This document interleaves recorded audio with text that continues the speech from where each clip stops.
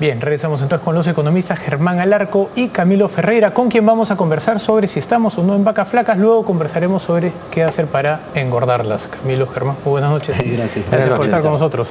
Bien, quisiera la opinión de ambos primero sobre si estamos efectivamente o no con vacas flacas o qué significa eso y si estamos, ¿por qué? Germán.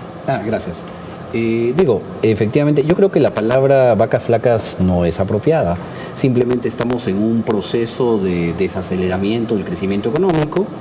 Lo que creo es que las causas de esta desaceleración del crecimiento son obviamente las asociadas al choque externo, pero también, un tema que después vamos a comentar, a razones de tipo interno.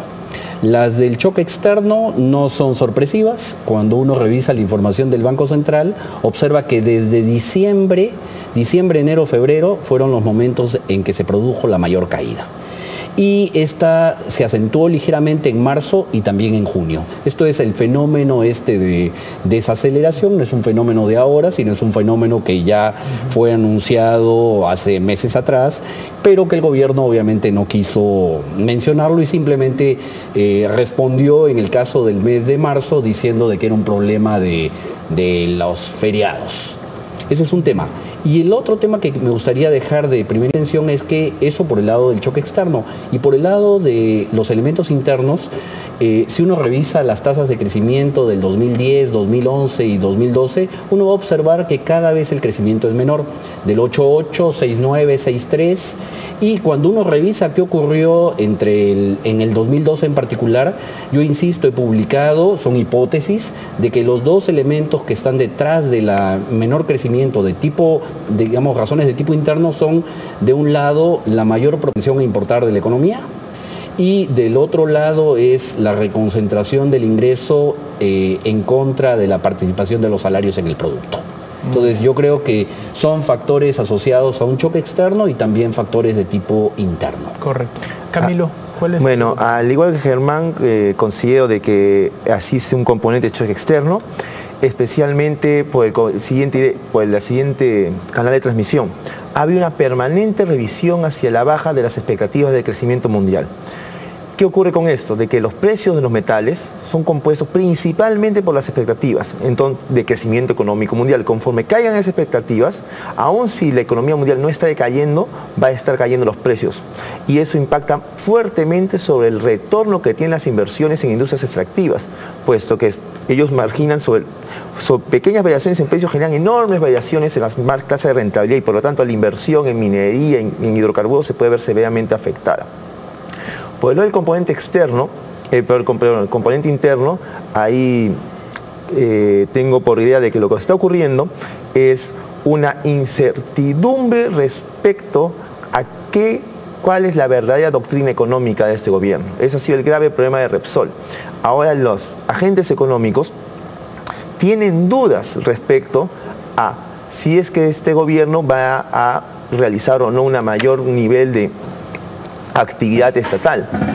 Y eso está generando sin duda una posposición de las decisiones de inversión a espera de tener certeza, independientemente de cuál sea el camino que el gobierno decida tomar. ¿Por eso dirías tú que hay una suerte de adicción a Castilla?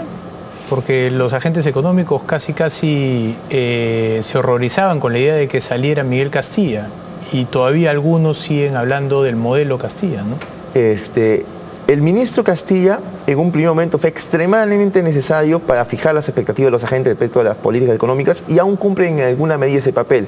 Pero el rango entre el peor escenario sin Castilla y el mejor y el que había previamente, o sea, el peor escenario de política económica del gobierno está claramente mejor que el que había en el momento de julio del año pasado, ¿no? Ok, muy bien. Germán, ¿cuáles serían para ti entonces los escenarios para el 2013? Un comentario previo, Juan José. Yo sí quiero aclarar porque, tengo la información a la mano. Cuando uno revisa la información trimestral del producto, el cuadro relativo a flujos macroeconómicos, va a observar un tema muy interesante y creo que desbarata mucho de las hipótesis que se vienen manejando, y es el tema relativo a la inversión privada. Si uno revisa cuál es el ratio de la inversión o la razón de la inversión privada respecto del producto, en el primer trimestre del 2013 observamos que el número es 24.7 y el ratio o la razón en términos de la inversión en total es 29%.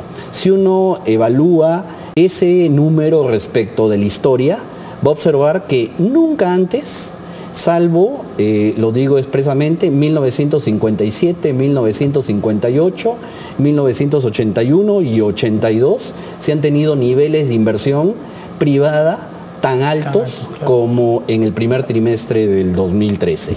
Y en ese sentido yo sí creo que hay una politización de las interpretaciones económicas.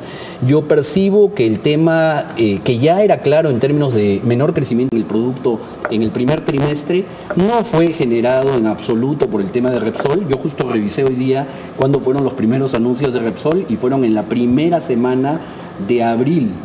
Y la información de producto era muy clara y el producto y la inversión crecían aceleradamente.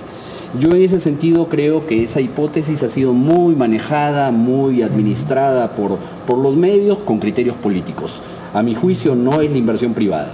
Y otro tema importante que yo sí quiero resaltar es el tema de que el asunto de la contracción es una contracción básicamente en la cantidad demandada de los productos exportados. No es un asunto en términos de los precios. Si uno revisa la información que publica el Banco Central en términos de balanza comercial, va a observar que la caída de las exportaciones nominales es 12% y de eso 8% es caída en la demanda y 4% caída en precios. Y esto es interesante porque es diferente a lo que ocurrió en el 2008-2009.